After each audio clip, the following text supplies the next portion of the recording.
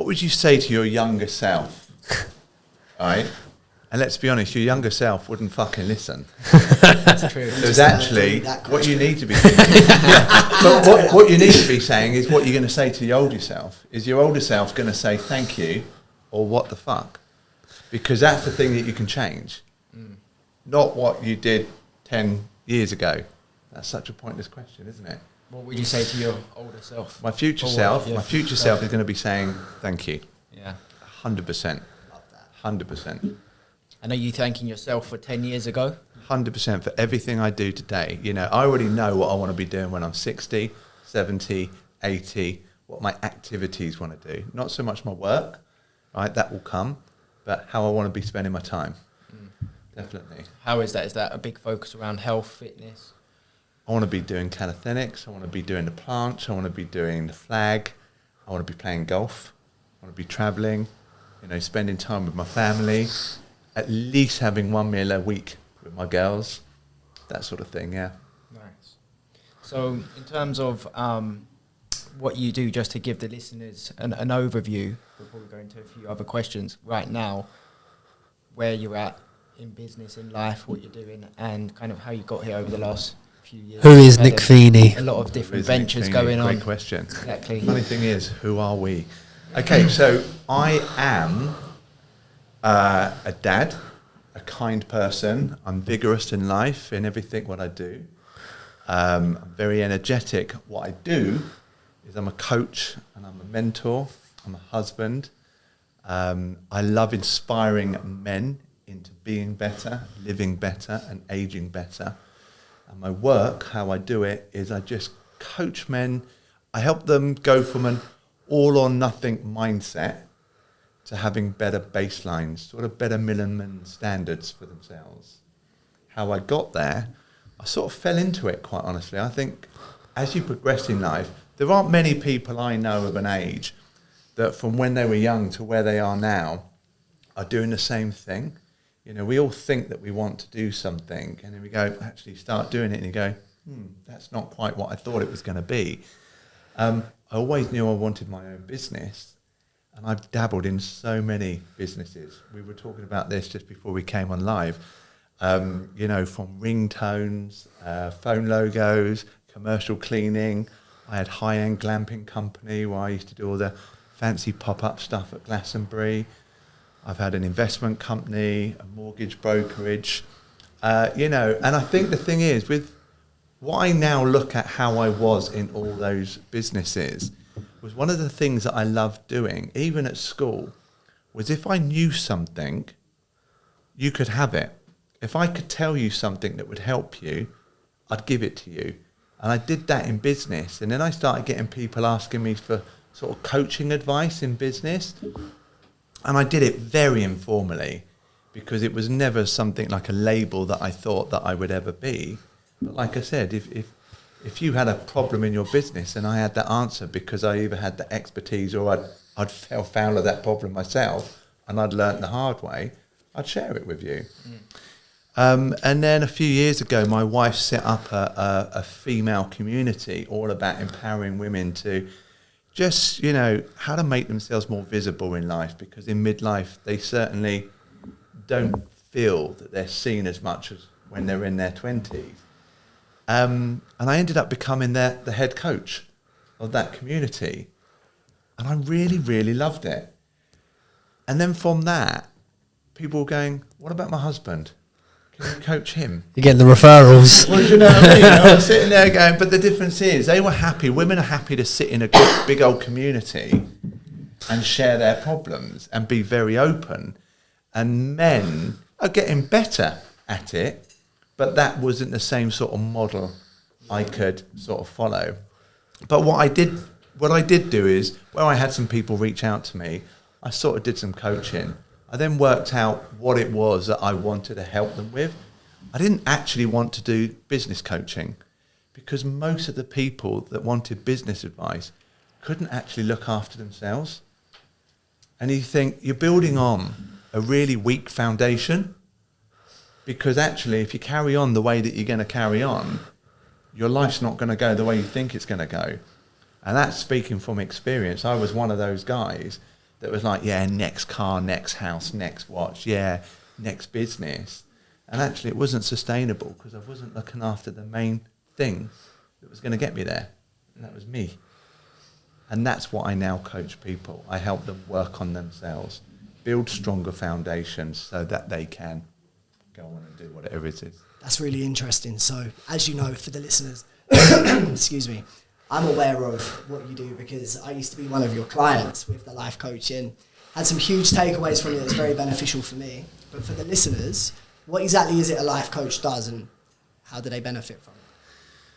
So I think there's quite a bit of confusion around sort of life coaches, counsellors, therapists and things like that. And the way that I put that is a life coach will help you understand where you are right now, work out between the conversations and the questions that you ask where it is that you're trying to go to and help you bridge that gap.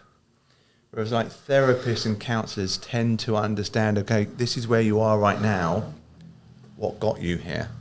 And that might be past trauma or something like that. So yeah, that's what a life coach does. I think it helps you. Well, a good life coach anyway. Would you say, what's your opinion on, I guess it does have its place and in every circumstance is different.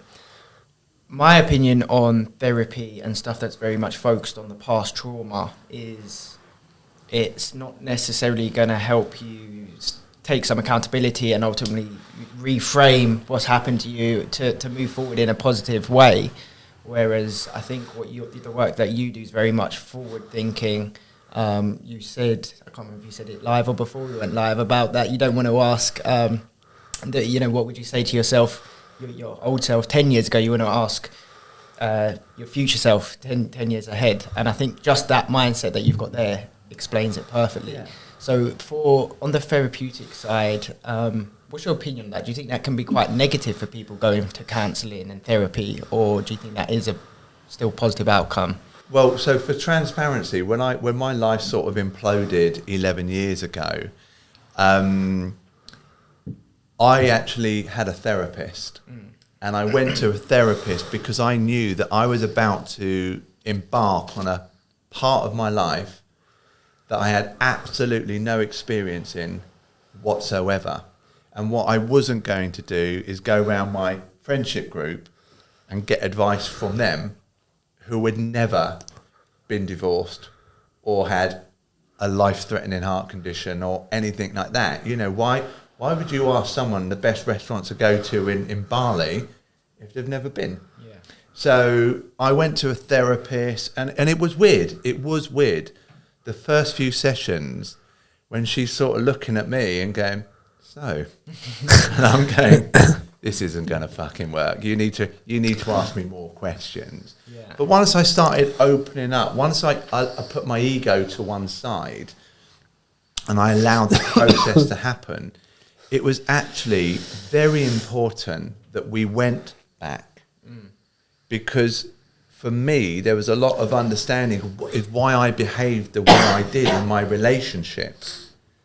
And then once I knew why I behaved why I did, I was then able to move forward. And this is where therapy does have its place. You know, if you haven't had a trauma or you haven't got something and it's not weighing you down, it's very easy to move from where you are forward.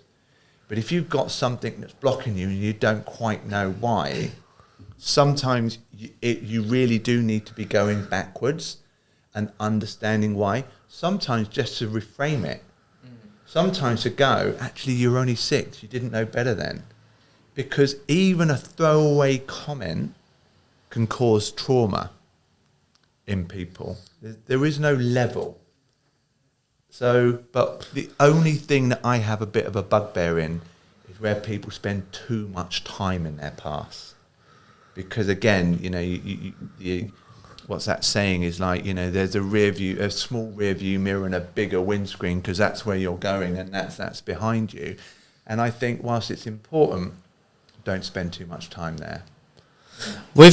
Sorry. Oh yeah, sorry to cut you off. Go on. You just reminded me of something you taught me when we done life coaching together. I had quite a lot of negative presuppositions within my vocabulary that I wasn't even aware of, right? So do you remember I used to say all the time, oh, I don't really care about this, but you told me to slightly change the language pattern to, I don't mind this. And that's something I still think about today and I'm conscious of, and I can honestly say it's helped me feel so much better about how I word certain tasks in my life.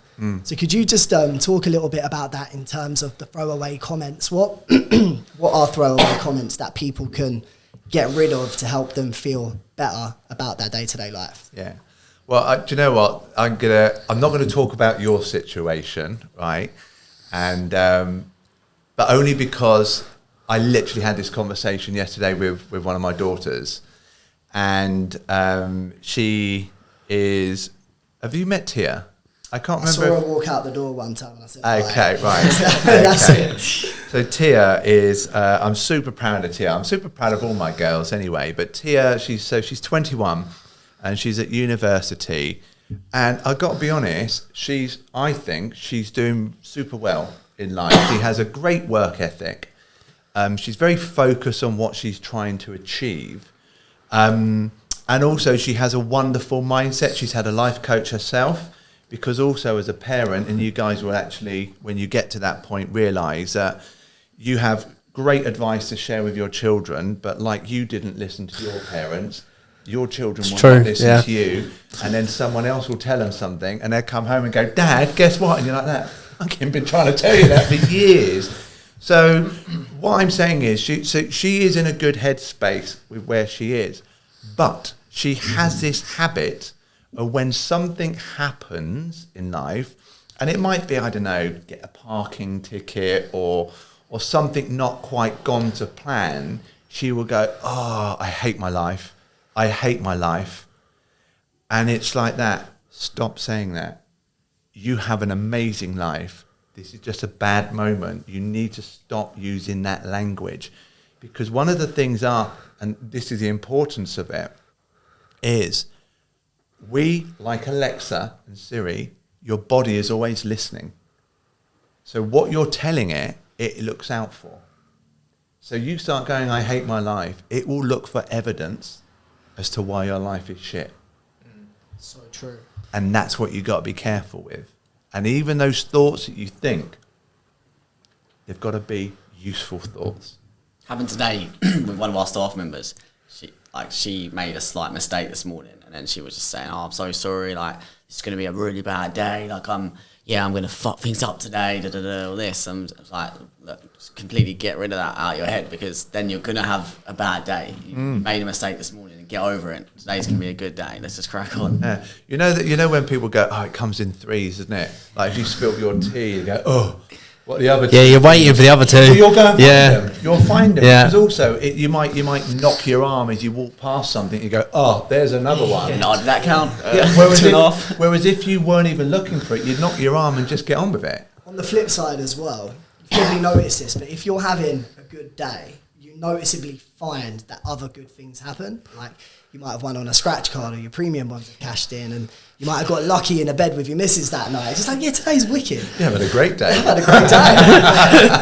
And I try and drill this into my staff, because sometimes I'll get a call from a sales member. It's like midday, and they're like, I'm having a really bad day. It's a bad day. I'm like, the day's only halfway through. Like, you can't just write off the other 12 hours of the day, right? So what would you say are some things that people can actively change to feel more positive throughout the day, so they're running the day and the day's not running them? Well, I think the thing is, everything is in context, isn't it? Because we all are living our own lives, and whilst we're all sitting here today, each one of us have come here with our own baggage of what has brought us here today. So therefore, I might say something that three of you might not even actually register, but one of you, it might be the biggest aha moment from this conversation. So context. I would just put everything into context. And I would also ask yourself, where's the evidence? Because it's like, for example, I'm having a really shit day. Are you really? Why is it shit? What was really bad about it? And why is that bad? And has anything good happened today? Yeah, and just start looking. But it's so easy for us to get caught up in a moment and lose sight of actually, and like you said, don't just let one bad moment ruin a bloody good day. And I think that's it. Just put things into context. 100%. And something else, just whilst we're on this topic, when I was doing my life coaching with you, something that really helped me was, do you remember when I was telling you how I'm so busy and I thrived off putting out fires? Like if a client's complaining, it's all right, I know how to deal with it. Bit of chaos, yeah. Yeah, I used to thrive in chaos, but then you told me that's not sustainable. And you are going to hit a point of burnout. So since then, we've implemented certain systems in the business. We've hired people. And something else I remember you taught me was I used to always go on holiday, right? So 7 holidays last year I went on, which is 14 flights. And I always used to say to you, I love going on holiday. And you said to me, why? And I couldn't even answer it. You were trying to teach me to find out the reason why I actually wanted to go away. Like, what was I trying to gain from the holidays? And honestly, I couldn't even answer it because 3 of the holidays last year, I couldn't switch off because all of this chaos was going on, right? So how can you kind of explain to the listeners how to find purpose in what they're actually trying to achieve? Because I feel like so many people have got a goal, but they don't actually know why they even want the goal. It's not like deep rooted enough in them. Do you see what I mean? Yeah. Just to add to that, so what was your reasoning for asking that question? Like, what are you trying to get? Well, again, context. Right, if you just take that, I went away on 7 holidays, poor me, it was awful, context, that sounds like, wanker, but that wasn't the case, right? But the thing is, in context, it's because you were trying to escape the chaos and everything else he was telling me, right? And actually, he was just trying to avoid everything else, even though we still had to try and put those fires out. So we actually said, okay, instead of running away, you're really good at the repairing. Why don't we actually get you really good at the stuff you don't have to repair? Because it's almost this cycle that you were putting yourself through, and you were really good at it. You were really good at getting your customers to stay. Yeah, but it was, and it was like, okay, so how can we stop that? How can we move that process forward so actually you can free yourself up to be good at doing the other stuff, nurturing your clients, but when they're happy? Just adding on to that advice, where that's helped me is when I went to Bali last year, I knew why I was going and I knew what I was trying to gain from it. Like I wanted to get blessed by not the monks, the Hindu temple, travel the island, meet the locals, and everything I wanted to do and really kind of gain emotionally and spiritually from that experience. I did because you helped me understand the importance of understanding why you're actually going somewhere in the first place. And from those conversations, we've made huge changes, haven't we? HW Media, not just from our conversations, but also from our conversations too. Account managers, client success managers, more staff. And when I was in Bali, like honestly, thanks, I've got an amazing business partner who's sitting opposite me right now. Everything was just running smoothly. And 2 weeks in, I was just thinking, you guys don't even need me. Not coming back. Going back to those conversations, and I will answer the question about purpose, but going back to those conversations, it's like you were clearly all really, really good at what you were doing. But it was just like, imagine we were all a band, but you were just all playing out of tune and out of time. And it was like, okay, someone needs to be a conductor here and start getting you to play at the right time and in the right moment. And then empowering the other people to, you grow your department, but let's not lose sight of what we're trying to achieve here. But going back to the purpose thing, I think, from an age point of view, it became this focal point, didn't it? I don't know what my purpose is. Most people in their 20s and 30s don't know what their purpose is. That's totally fine. Again, going back to my children, so one of them in particular has felt lost for a year. She's 18, she's 19 in a couple of weeks' time, and she's felt lost. And just watching her be lost, and then all she was good at was going out and drinking. And I've got no problem with that, but I don't want that to be the only thing you're good at. And one of the things I've said to them since they were little, because obviously I've watched every princess film possible, right, on many occasions, was in life, you have to kiss some frogs to know what a prince looks like.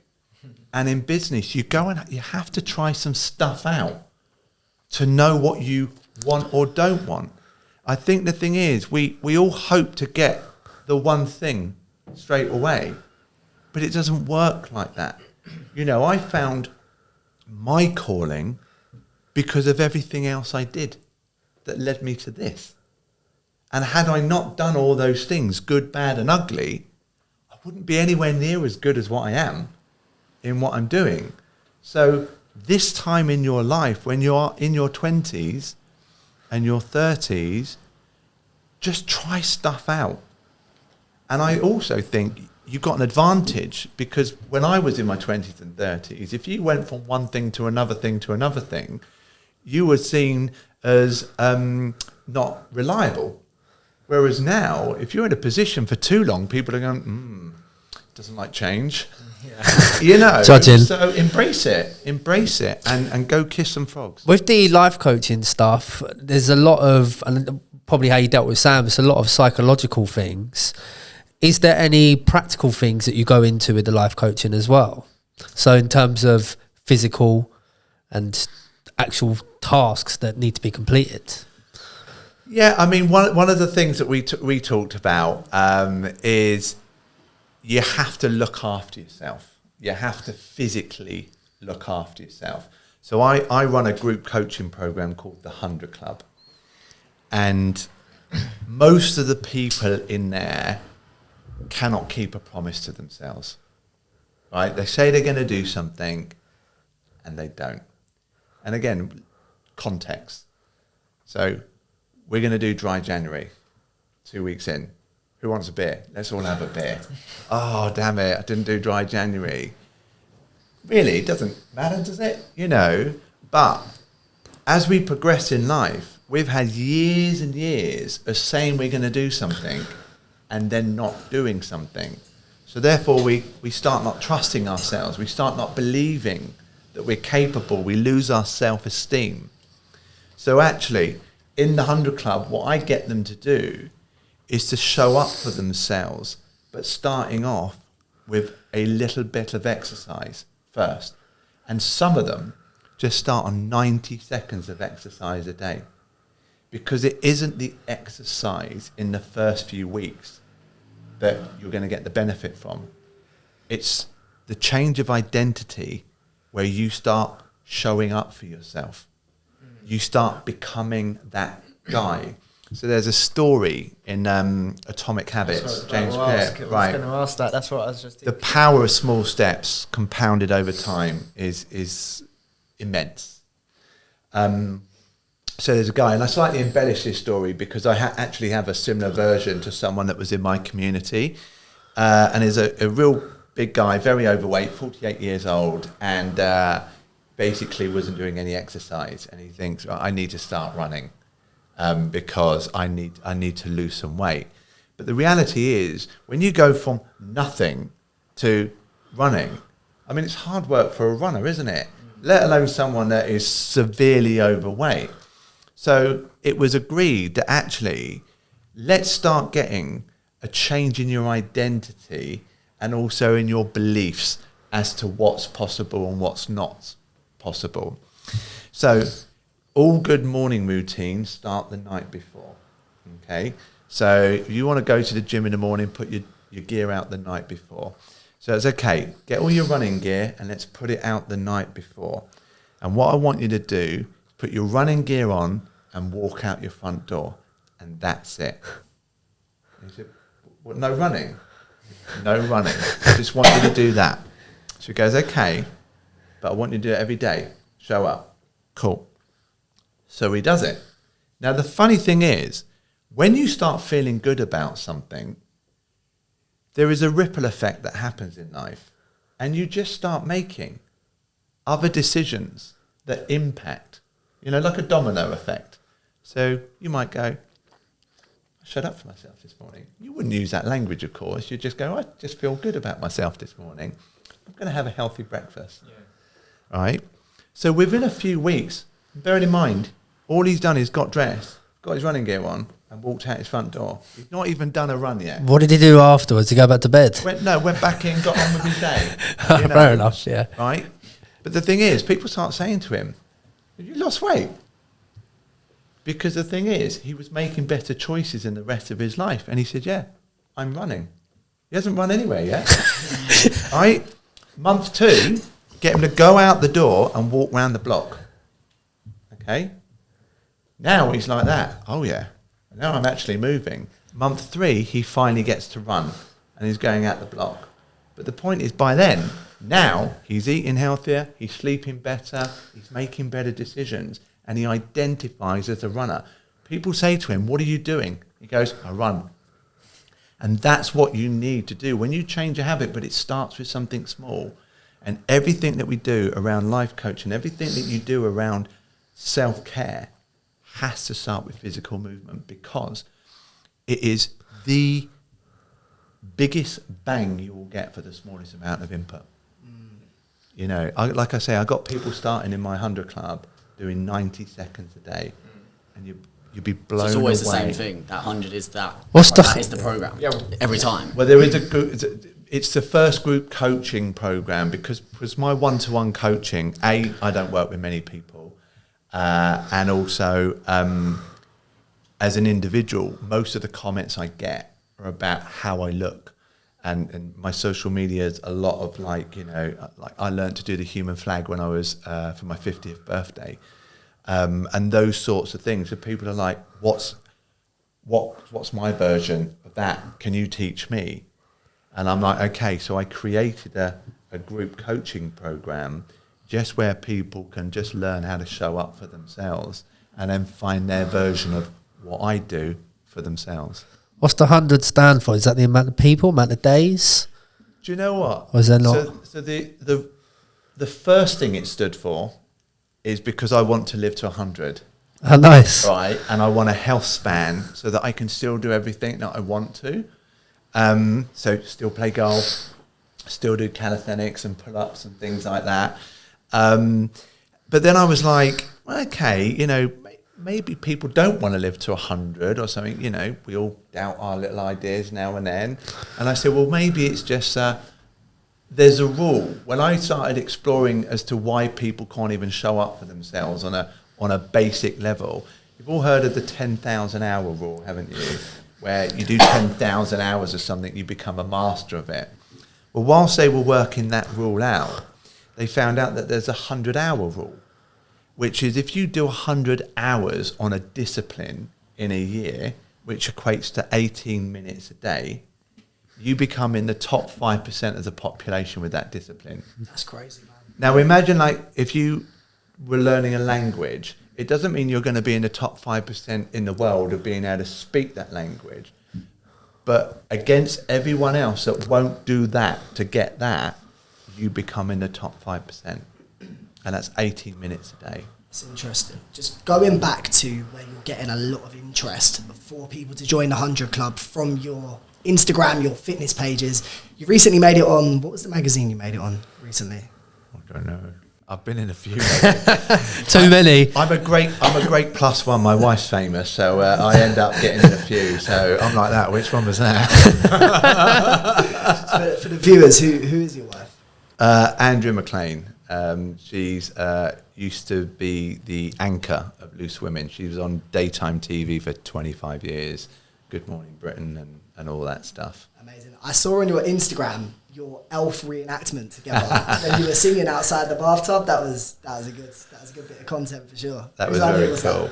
Do you know what? We just had a bit of fun. We love Elf the movie, and at the time we were just creating some content. And we just thought we'd create that. And actually that was filmed and edited by, at the time, our 14-year-old daughter. There you go. The nut. Definitely beats hiring a content creator.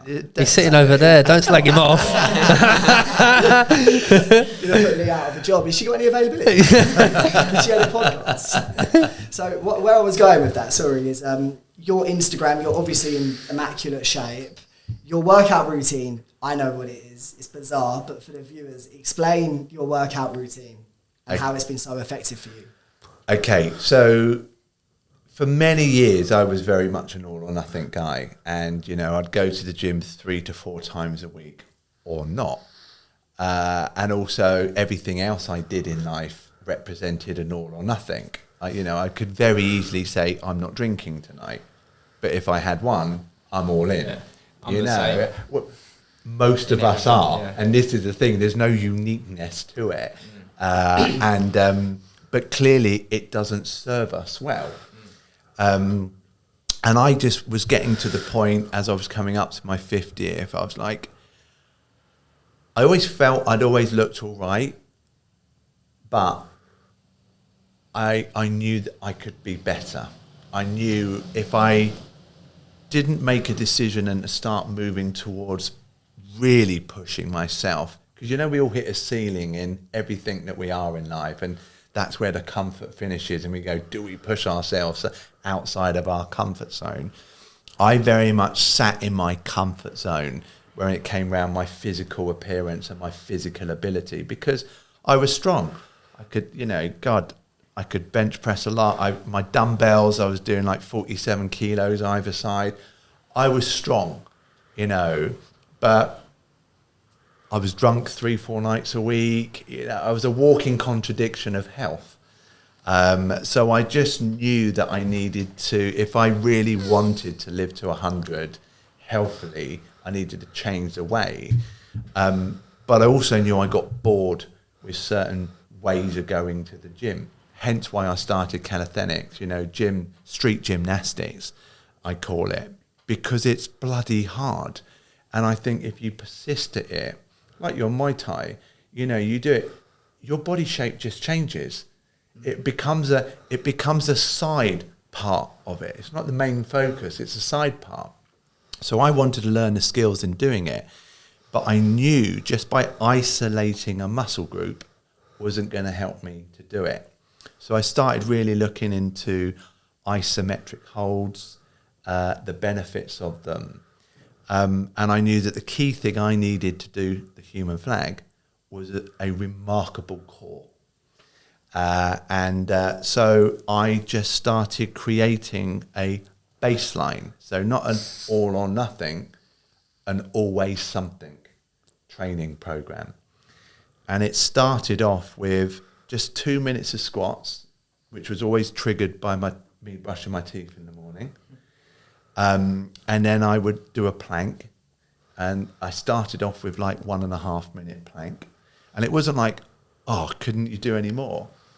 It's about the compounding consistency. My max plank at that time was 6 and a bit minutes. But I didn't want to have a max plank every morning, because then you create friction and you're not going to do that every morning. Yeah. So it has to be a manageable amount that reduces friction. And also, if you don't do it, it's almost gone, you haven't got 1.5 minutes. So it almost becomes a joke. So I did the 1.5 minutes, did a minute of push-ups, and then I did a minute core hold in the evening. And then every month I would just double it in time. And it got to a point where I had to cap it, because I just found myself getting a little bit bored.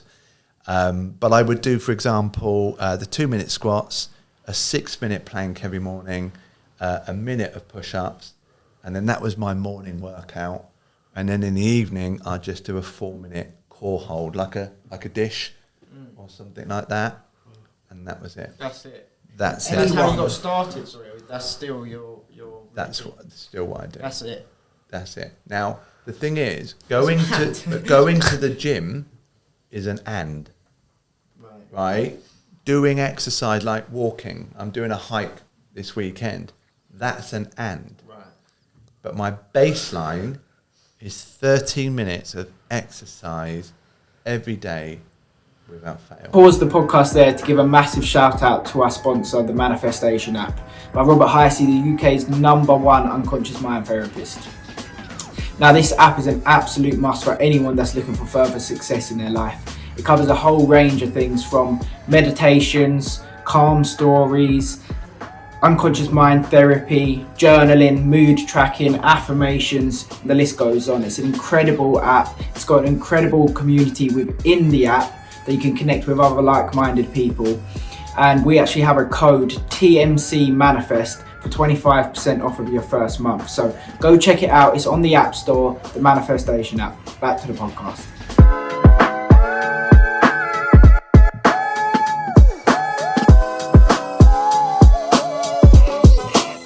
Anyone who's listening to this, who's not exercising, can do what you just said. It's like 10, 15 minutes. You don't have to go to the gym. You can do it from your house. but yet so many people don't exercise. Yeah. Right? What would your message be to them? Okay, so the principle, one of the principles of the 100 Club is start small, really small. Okay, so I've had a 17-year-old autistic boy go through this program and a 70-year-old lady go through this program, and anyone in between. And I've got a couple of people right now who are super unhealthy. And they have started with 90 seconds of exercise. And in that 90 seconds, they do 1 minute of squats and 30 seconds of shadow boxing. Okay? Now, they've been doing it for 55 days. And now they've doubled it. Do not get carried away like most people do on New Year's Eve and go, I'm going to go from here to here. Taking too big a leap is where you're going to cause friction. By starting small, so small that you think, what's the point? Okay. Going back to that story about the guy that didn't even run for 2 months. Okay. You have to change how you see yourself. There is a reason why you don't even exercise right now, even though we know it's good for ourselves. There is a reason. So we have to combat that as well. So by starting so bloody small, it's not like you can go at the end of the night, I haven't done it. But it's only 90 seconds. Get it done now. Right? But also start with something. Like I said, my plank was a minute and a half.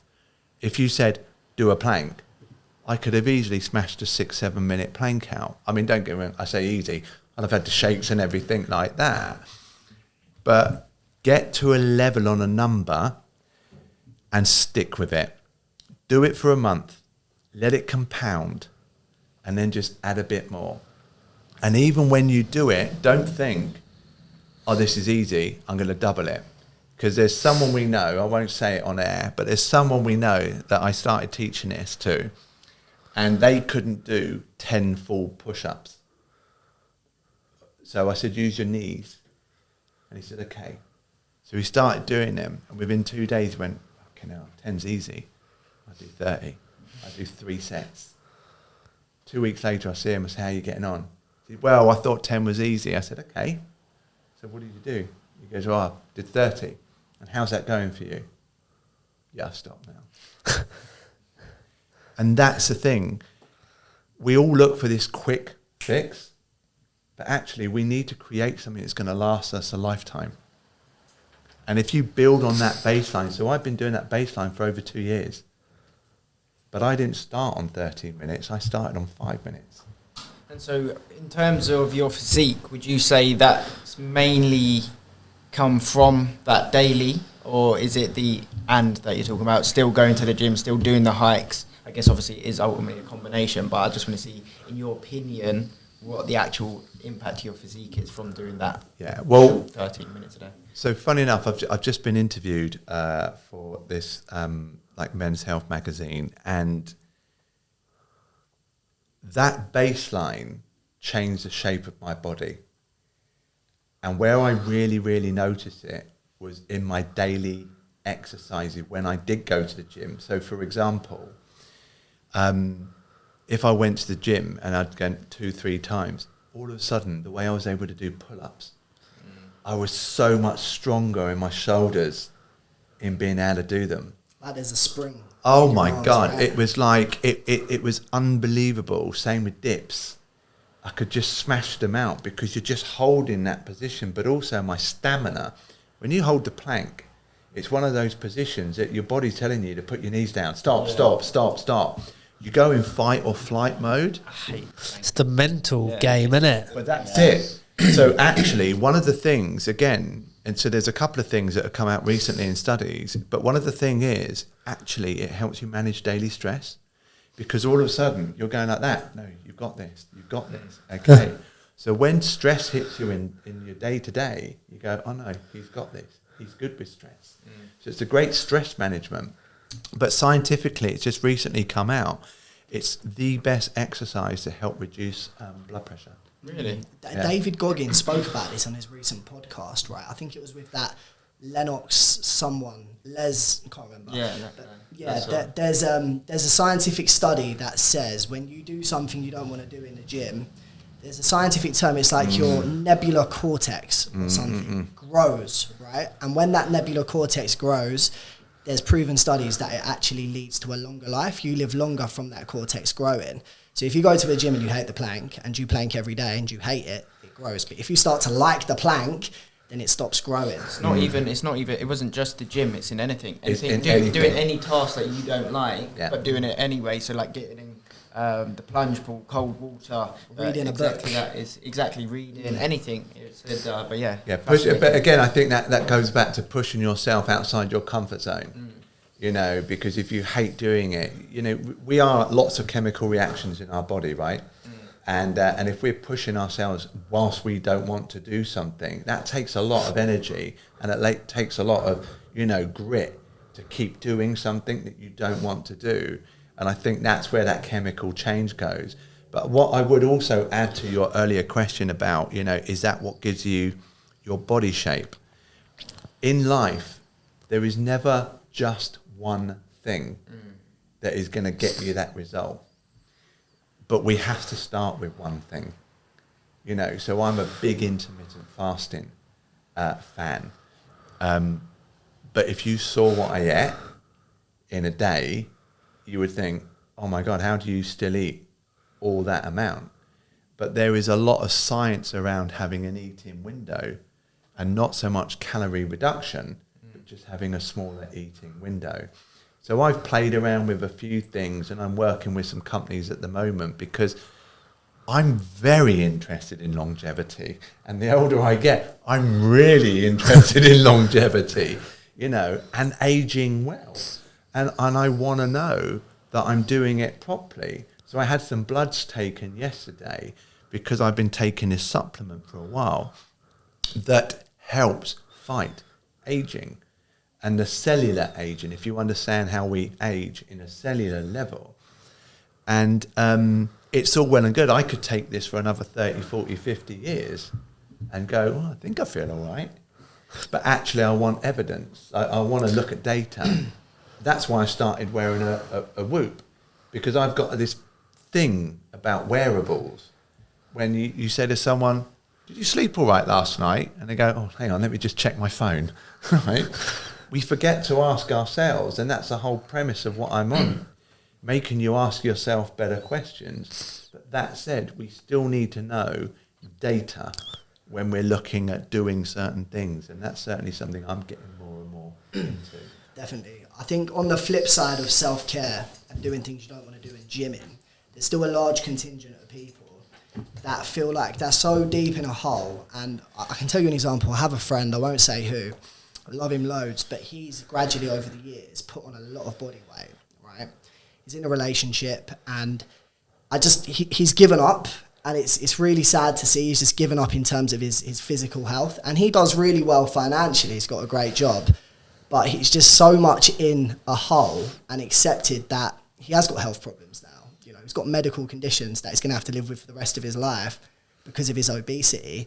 But he's already in pain, and there's a lot of people that are already in so much pain, they feel like they can't go to the gym, even though of course we know they can, because they just feel like there's no way out, right? So what would your message be to somebody like that? Tell yourself a better story. Because the thing is, every one of us are good at telling stories to ourselves, validating why something's happening to us or for us, however you view it. But ultimately, you are the narrator of your own story. And you can sit there and go, poor me, poor me.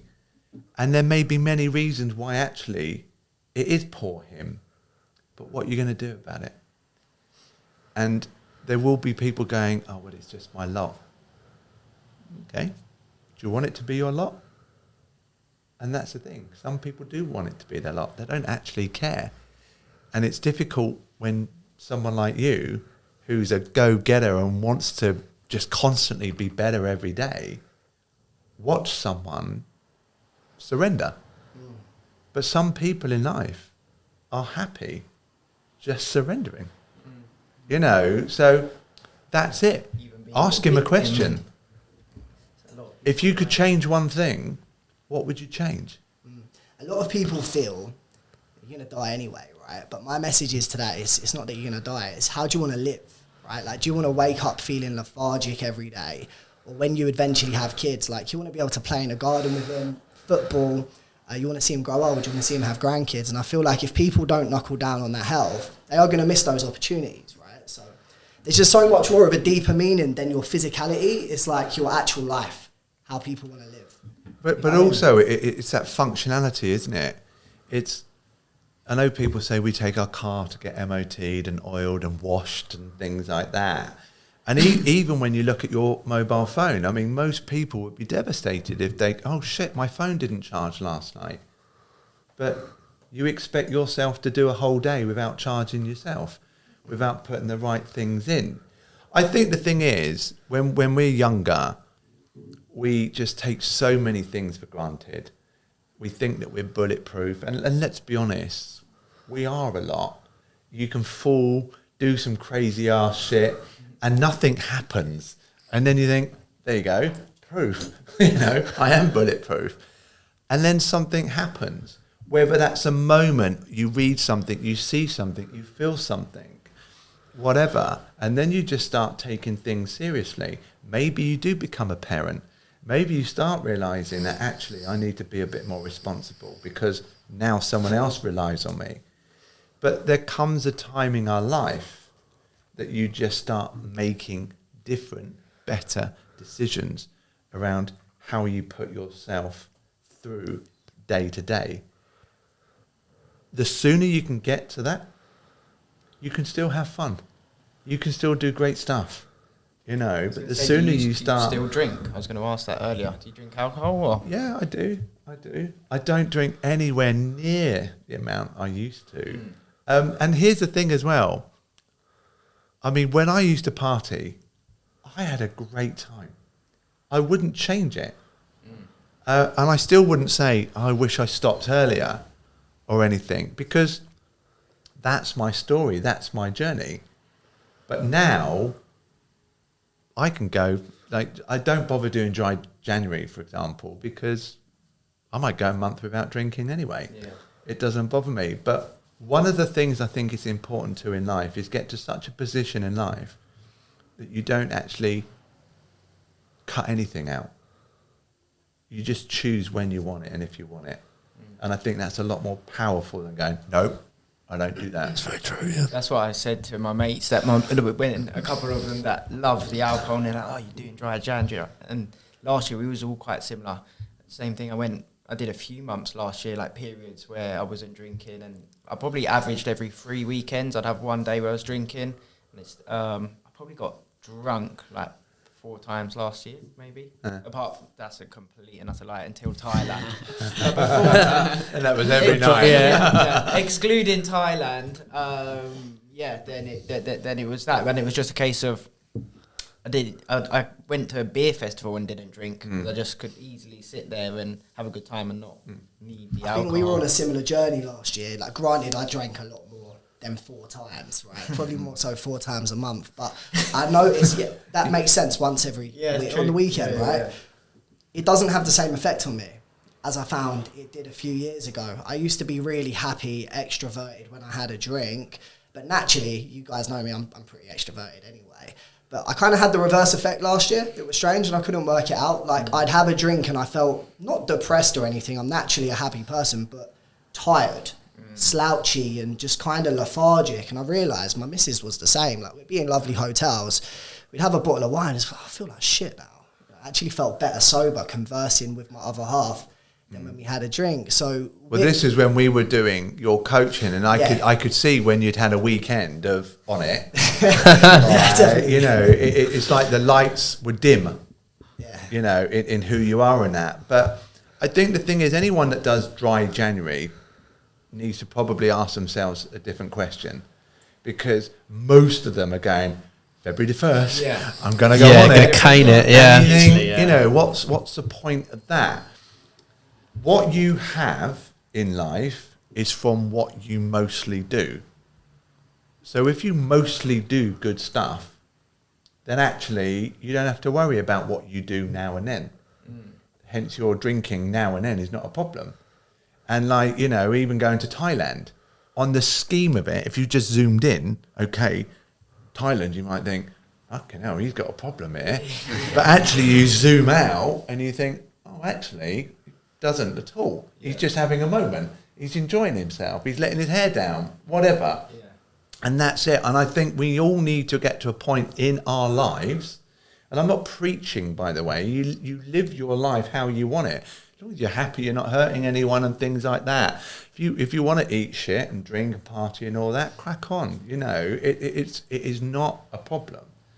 But it's only when you start getting to a point where you go, I want to take certain things in a different way. I want to focus on being cleaner, leaner, meaner, whatever it is, you know, that we have to start looking at our habits and our behaviours and just making sure that most of what we do is good for us and serves us to get nearer to where we want to go. So we've had someone sort of similar, I guess, a life coach on before, and we asked the same question. You know him, Simon Alexander Ong. Oh, Simon. Yeah. Yeah, So- he's good. He's wicked, isn't he? Similar to, you know, being a mentor, being a life coach, in whatever kind of coach. Obviously, you've usually walked that path. The best coaches often have. When did you get this kind of perspective on life and situations? And have you gone through quite extreme challenges or ups and downs through your life to be able to get to where you are to help other people? 100%.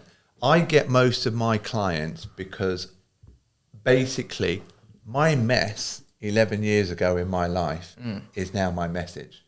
I didn't read it in a book or anything. I lived it. You know, I can't tell you what it's like about going out and partying and living a certain life or running businesses if I've never done it. You know, So many people do try though, don't they? well, they do, and I've got this. You know, it does make me laugh when you see life coaches in their 20s, and you think, you barely had a life. So true. What are you going to teach me? You know, because the thing is as well, context. One of the privileges of getting older is you do know more. You've lived more. And I don't mean that you're smarter or anything. Like, you've just done more stuff. You may have tried more than a 20-year-old. So therefore, you're going to know certain things more than them. So, yeah, basically, I believe every coach, every good coach, become a coach in that particular field because they were the perfect customer for themselves, right? Previously. And like, as I said, when my life imploded, I got divorced, I lost my business, I took my eye off the business, my business partner did a dirty on me, I had an affair, I had a heart condition, I was hiding behind drink and drugs, you know, I was a bit of a wanker, quite honestly, you know, because I was lost. And it was, I knew in that particular part of my life it wasn't great. But at the time, I didn't have the whereabouts or the people around me to ask better questions. So I carried on, like most of us do.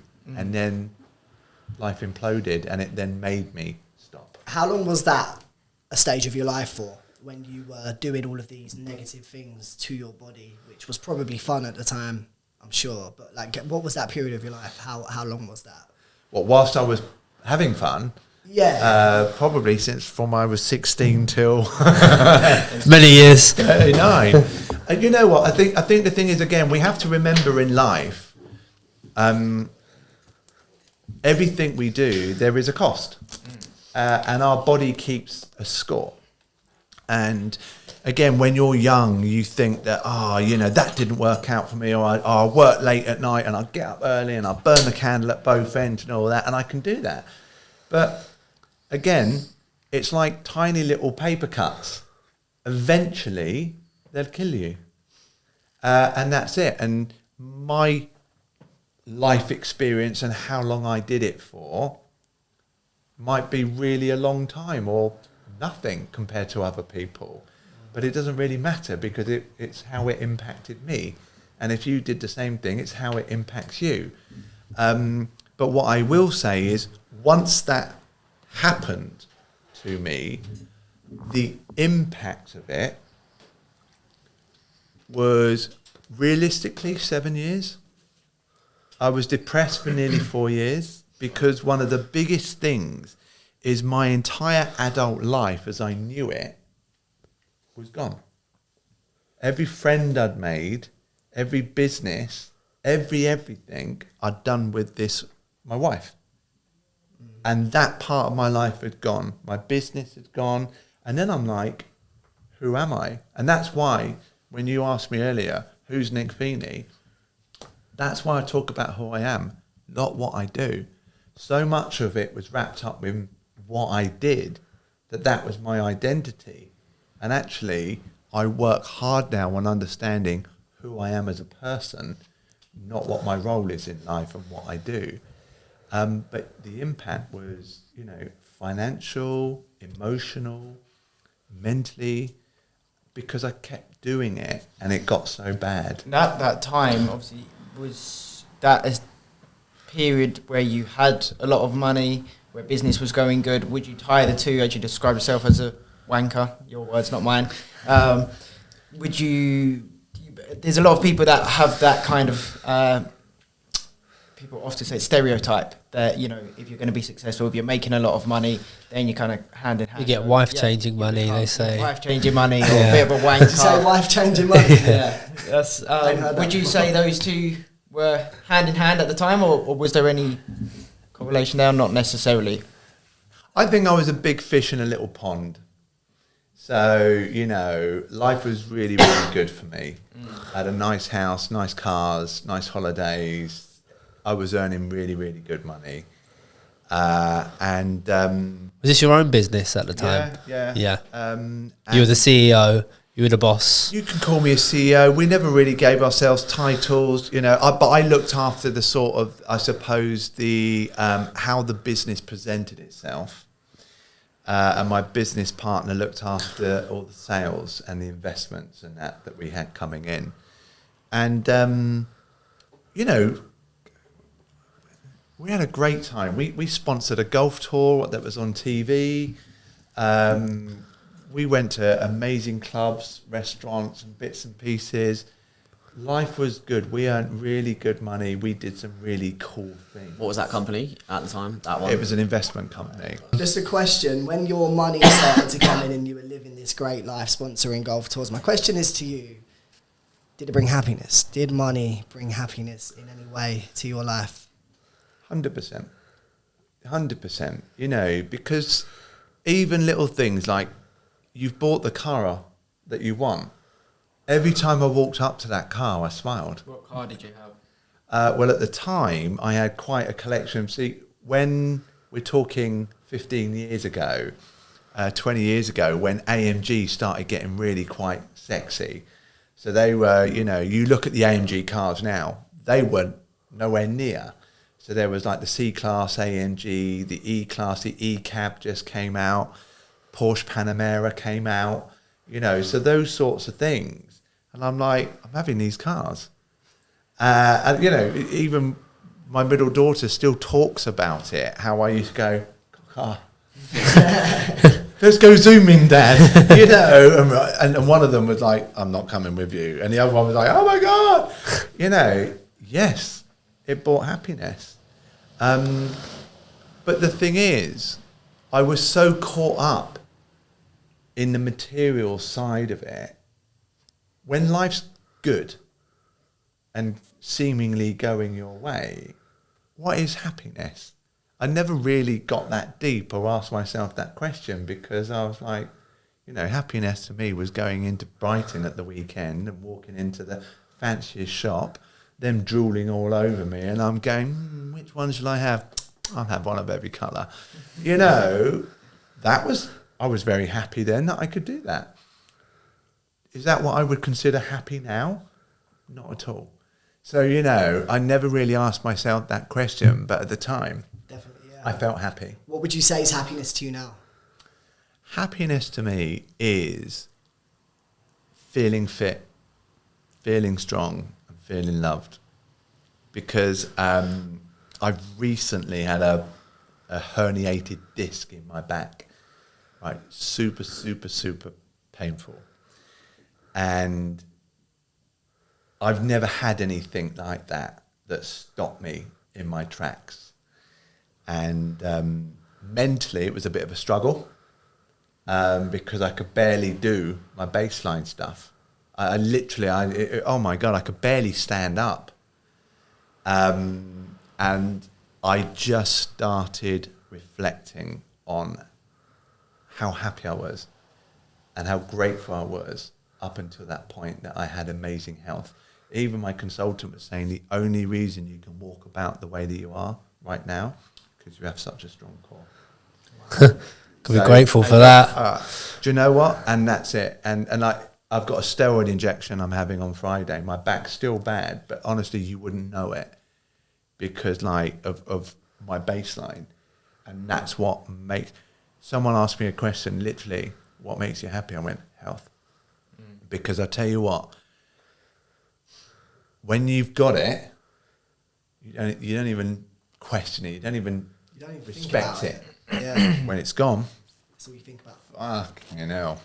I've got a question regarding your life coaching. So you coach, well, previously women, but now men trying to become the best versions of themselves possible. Would you say it's hard being a man in today's society? And what challenges do you feel that men have to become the best versions of themselves, to be considered as a high-value man? So there's a few questions in there, right? Just for clarity, it's not so much about being the best version of yourself. It's just about being better, living better, and aging better. Because I think if we start going best version, you'll never get there, right? Whereas you can still be better than what you were yesterday. And I think that's a bit more of a realistic and tangible goal. Do I think it's hard being in a man in the world today? I think it's getting more challenging in certain cases, but I would still say it's nothing on being a woman. When you see what women have to put up with, actually, you know, look at us around here, white, middle class, able, fucking life's good. You know, there's not much that we can't do. There's not many places we can't go to. That's not the case. You know, when you look at some of even the things that are happening in America, you know, controlling how women are, we don't get that. So, yeah, I actually think life's very good for men right now, but good men.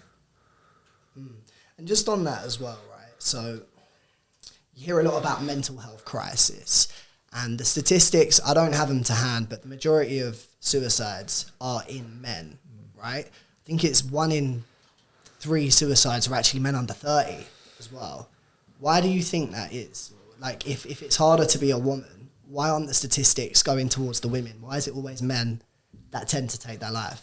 Well, I think that's, you know, that's not taking away that it's harder to be a woman, and just because men are taking their own lives doesn't mean that it's harder, right? So the biggest killer of men under 50 is themselves, right? And it's a staggering rate, suicide rates. But one of the things that women are really, really good at is talking. True. And Yeah. Definitely true. But do you know what? Also, medically talking as well. Because you think, you know, when was the last time you went to the doctor to talk about just being a man? Probably haven't. Whereas women have to do it constantly, you know, when they're young, when they start periods potentially, when they go on a pill, when they have a coil, when they have screenings, when they get pregnant. They are constantly talking about their health, physical, mental, and emotional. Okay? We don't do that. There's no platform for us to do that. I hit 50 2 years ago nearly, and I had to fight to get a prostate appointment just to make sure that my prostate levels, right, because that's one of the biggest killers of 50 from a cancerous point of view for men. And I'm like, what do you need? I'm like, whatever. But I can count on one hand how many times I've had to do that in my life. And I think that's the biggest issue, that as men, we wear masks a lot more than women. Our ego gets in the way. I'm the guy. And I know that when I sort of had my topple, I was a guy. And then all of a sudden I wasn't. But one of the things I was very grateful for is I parked my ego. Because I think if I allowed my ego to control some of my reactions, I think, I'm not saying, I did consider suicide for a very short while, but I knew that it wasn't an answer for me because I've got two beautiful girls at the time. And I knew that my now was not forever. I just had to get through that moment. But I do think that men find it a lot harder to stop being this guy that they've been and actually say, do you know what? I'm fucking struggling right now. And they just feel, knowing quite a few people that have taken their own lives, that the people around them would be better off without them. And I think that's the saddest thing. How did you actually pull yourself out of that hole? You effectively lost nearly everything you had around you. Do you know what? It was quite a mad experience because I went from earning mad money to questioning buying a couple of pairs of trousers of ASOS. I was going through a divorce. I'd lost my business. It was just, I went from earning that to nothing. And I just, like I said, I just knew that my now was just that. It wasn't my forever. And people even say to me, fucking hell, you could fall in shit and come out smelling of roses. And I'm like, because I don't like the smell of shit. And that's it. I'm resilient. One of the things I am is I'm resilient. And I will always find a way. Now, that's just my story, not everyone else. And like I said, when those thoughts entered my head, they didn't sit in my head. Do you know what? Become beautifully selfish. Learn the power of putting yourself first, filling your own cup up so that you are overflowing and helping everyone else around you. If you show up and you are feeling great, physically, mentally, emotionally, the ripple effect of that in life, I don't know anyone that's at that level that's having a shit time.